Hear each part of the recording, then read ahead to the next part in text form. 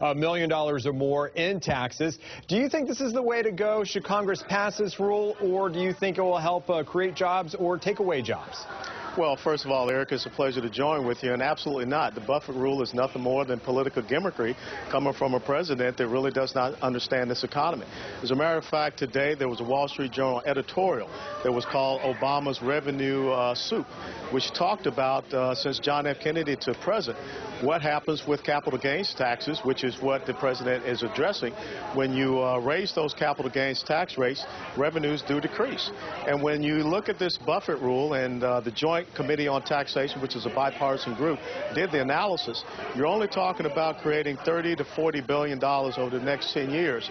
And when you compare that against the $6.7 trillion of debt that President Obama will bring on this country in the next 10 years, you're talking about less than 1% of an impact.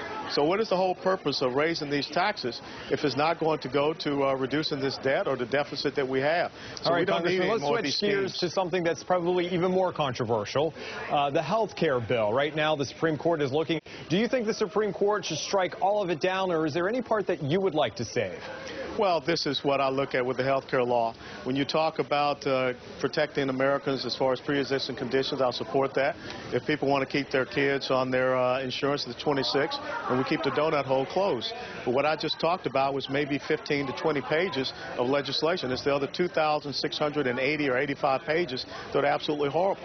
159 new government agencies and bureaucracies, 11 new taxes that include dividends taxes increases, capital gains taxes increases, 16,000 new IRS agents, and we know that the president issued $500 million to the IRS yesterday so they can start hiring 4,000 new IRS agents.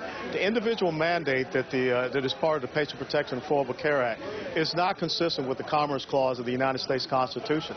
So I think when the Supreme Court looks at that, they will rule that individual mandate unconstitutional.